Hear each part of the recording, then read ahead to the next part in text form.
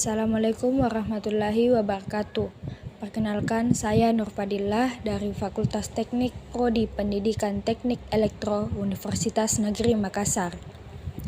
Tujuan dari pembuatan video ini yaitu untuk memenuhi tugas mata kuliah pengantar pendidikan oleh dosen Dr. Andes Haji Alamuddin Sa'ban Miru MPD. Pada kesempatan kali ini, saya akan membawakan materi yang berjudul Aliran Pendidikan Modern. Secara umum, aliran pendidikan modern terdiri dari 6 aliran, yaitu 1. Progresivisme, 2. Esensialisme, 3. Rekonstruksionalisme, 4. Konstruktivisme, 5. Perennialisme, dan 6. Idealisme. Baiklah, yang pertama saya akan menjelaskan aliran progresivisme. Progresivisme adalah gerakan pendidikan yang mengutamakan penyelenggaraan pendidikan di sekolah yang berpusat pada anak sebagai reaksi terhadap pelaksanaan pendidikan yang masih berpusat pada guru atau berpusat pada bahan pelajaran.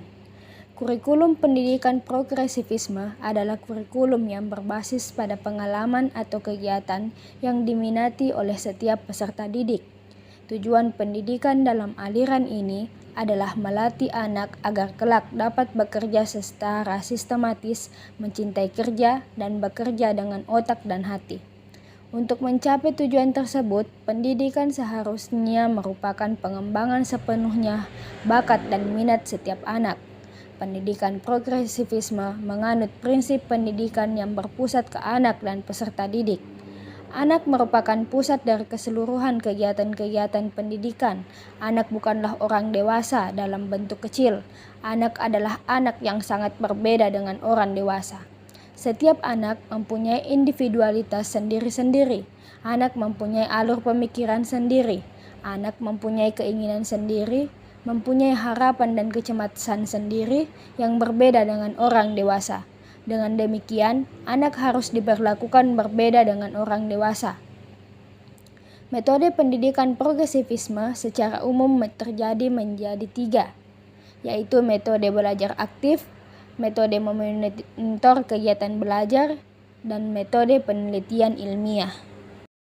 Yang kedua ada aliran esensialisme. Esensialisme modern adalah gerakan pendidikan yang memprotes aliran progresivisme terhadap nilai-nilai yang tertanam dalam warisan budaya dan sosial. Menurut aliran esensialisme, nilai-nilai yang tertanam dalam nilai budaya sosial dan nilai-nilai kemanusiaan yang terbentuk secara berangsur-angsur melalui kerja keras dalam kurun waktu yang cukup lama dan di dalamnya berakar gagasan-gagasan dan cita-cita yang telah teruji dalam perjalanan waktu. Peranan pendidikan atau guru kuat dalam mempengaruhi dan mengawasi kegiatan-kegiatan di kelas. Tujuan pendidikan dalam aliran ini adalah untuk menyampaikan warisan budaya dan sejarah melalui inti pengetahuan yang telah bertahan sepanjang waktu dan demikian berharga untuk diketahui oleh semua orang. Pengetahuan ini diikuti oleh keterampilan sikap-sikap dan nilai yang tepat. Bentuk unsur-unsur yang inti atau esensial dari sebuah pendidikan bertujuan untuk mencapai standar akademik yang tinggi, pengembangan intelektual atau kecerdasan. Yang ketiga ada aliran rekonstruksionalisme. Rekonstruksionalisme memandang pendidikan sebagai rekonstruksi pengalaman, yaitu pengalaman yang berlangsung terus dalam hidup. Sekolah yang menjadi tempat berlangsungnya pendidikan haruslah menjadi gambaran kecil dari kehidupan sosial di masyarakat. Sekolah-sekolah rekonstruksional berfungsi sebagai lembaga utama untuk melakukan perubahan sosial, ekonomi, dan politik dalam masyarakat.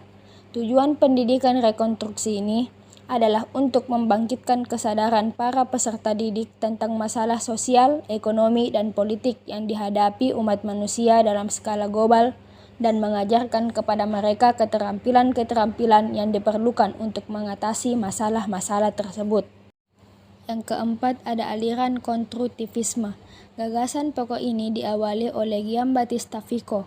Vico mengatakan bahwa Tuhan adalah pencipta alam semesta dan manusia adalah Tuhan dari ciptaan. Mengerti berarti mengetahui sesuatu jika yang mengetahuinya hanya Tuhan yang dapat mengetahui segala sesuatu, karena Dia pencipta segala sesuatu itu. Manusia hanya dapat menunjuk pada struktur konsep yang dibentuk. Pengetahuan tidak lepas dari subjek yang mengetahui.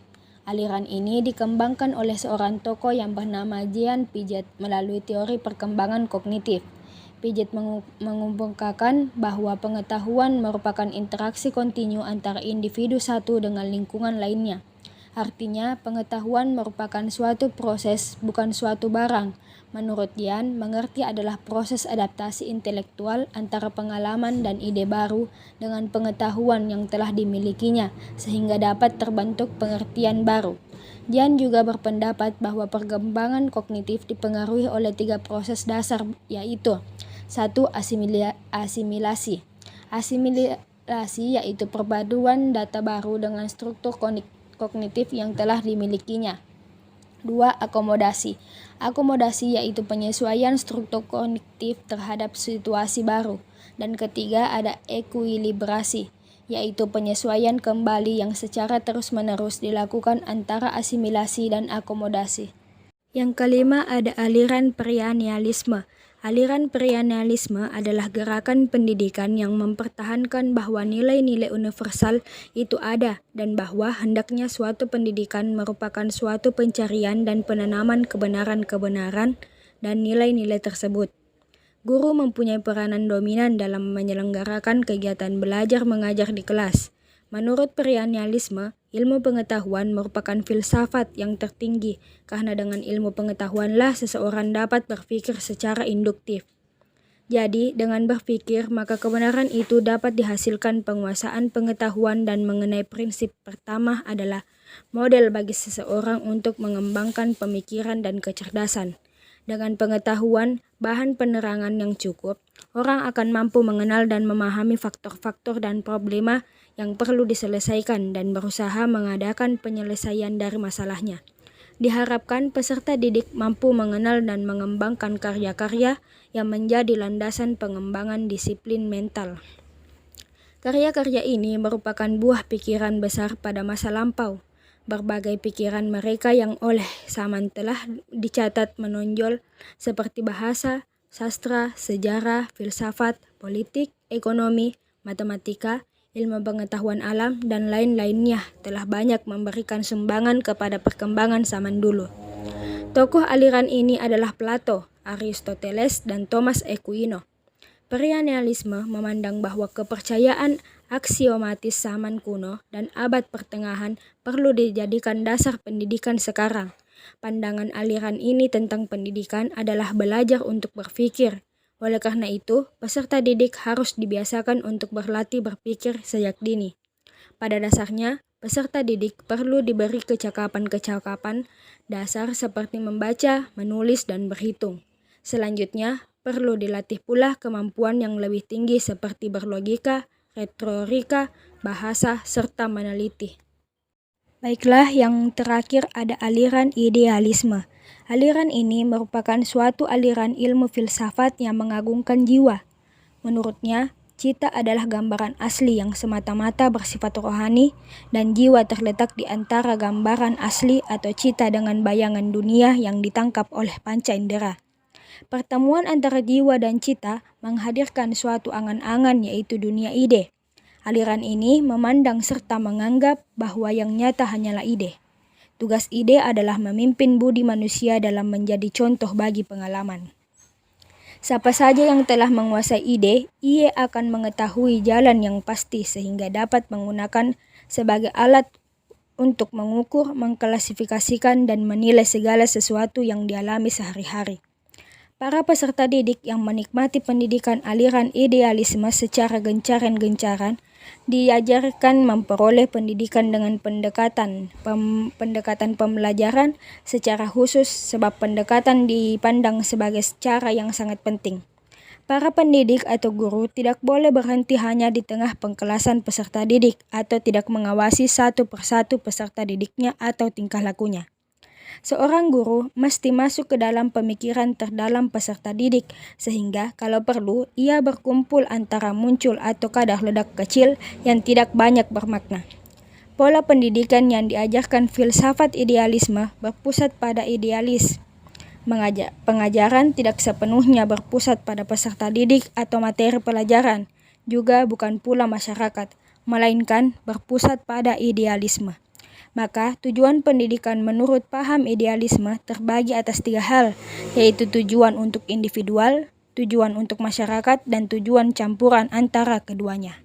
Baiklah, itulah tadi materi yang sempat saya bawakan. Kurang lebihnya mohon dimaafkan. Wabillahi taufik wal hidayah.